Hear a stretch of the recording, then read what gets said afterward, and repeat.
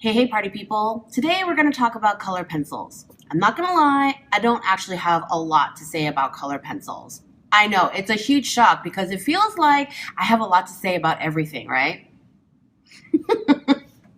Okay, I have a lot to say about a lot of things. I don't really do large illustrations where the whole thing is done in color pencil. I've never had a need to do that. The way I use color pencil is I will either add texture, dry, soft, grainy textures for furs, for hair, for suede, things like that using color pencil, or I will draw or color in small details like embroideries, little flowers and things with color pencil, or I will outline. Usually you see me outline with a graphite mechanical pencil. Sometimes if I want a softer look, I'll use a color pencil. So I use it in small amounts like that. And so for me, blendability is not a huge factor. Lots of people who use color pencils, they will scream about blendability all day long. For me, that is not really a factor. If you are really concerned with blendability,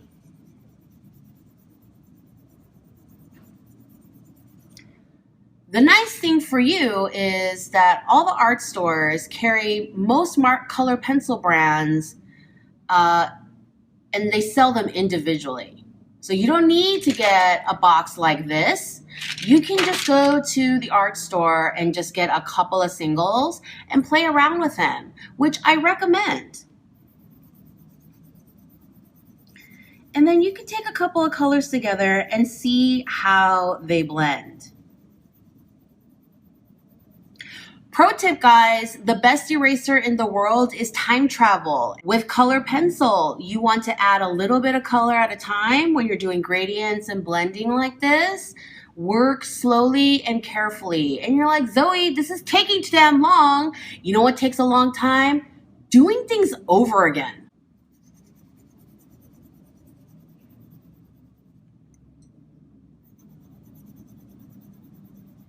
So yeah, just carefully add a little bit more color until you're blending and it should look seamless, right? So that's a great way to test for blendability if that's an important thing for you. Me, I've had very little need to do this. When I shop for color pencils, my number one concern is the color. All these markers and paints, they look different whether you use watercolor paper, Bristol, marker paper, what have you. And so you want to take whatever paint, whatever marker, do some large swatches. You're going to also render a shadow tone. And yeah, I'm using gray instead of a darker navy because I want to tone down the blue. And you're going to take these swatches of color to the fabric store and to the art store.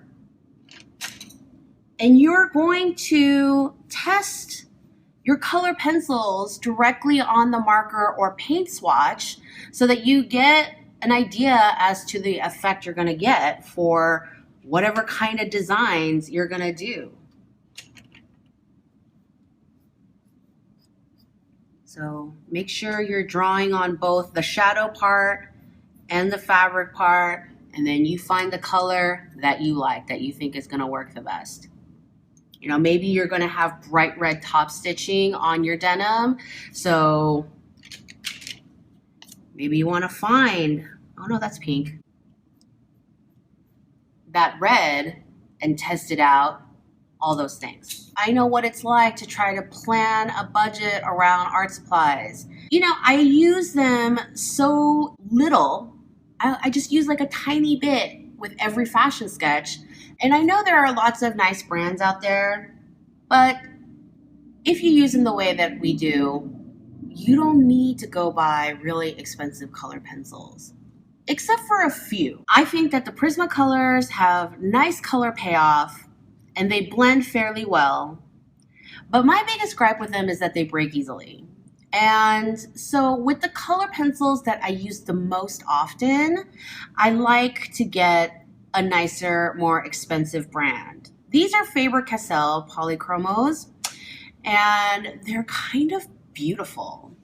And I get them in black, white, and a few hair color shades because those are the color pencils that I use the most often. So I keep those handy, and then the rest of the stuff for, you know, trendy top stitching colors, embroidery colors, colors that you don't use very often. Hey, how often are you going to use Celadon green? Do you need a really expensive Celadon green color? Not really. So you can get an inexpensive brand for these trendier colors and then save your money for blacks and whites. So like I said before, the Prismacolors, the leads do tend to snap kind of easily. You can get an electric pencil sharpener that will give you a lot of lead in the front, but I find that you don't really need that. You don't need that much lead, and I think it leads to more snapping. I prefer a hand sharpener with the large crayon sharpener so that you get the short cone, and the less lead that shows, the less likely it's to break. Just be careful that you're not, I've seen students where they're sharpening and they're moving their pencil around like this. That also leads to a lot of breakage. I've seen some students who've used watercolor pencils as color pencils, and I really don't feel the need for that. And watercolor pencils are more expensive. They are a completely different medium and they do completely different things. I'm gonna do a bunch of videos where I show you the awesome things that watercolor pencils can do, but you don't need to use them instead of color pencils. The only reason I would think that it would be a good idea to use them for both is if, you know, the color was perfect, or you're gonna use it so little that, you know, you can use it for both. But you don't need, I don't see any other reason to use watercolor pencil instead of colored pencil. So that's it. If you have any other questions on color pencils, drop me a comment below. I'm happy to answer them and help you go shopping. Hit the subscribe button for future videos covering different media, wash, watercolor pencils, inks. If you like this video, give me a thumbs up, and I will see you next time. Happy shopping!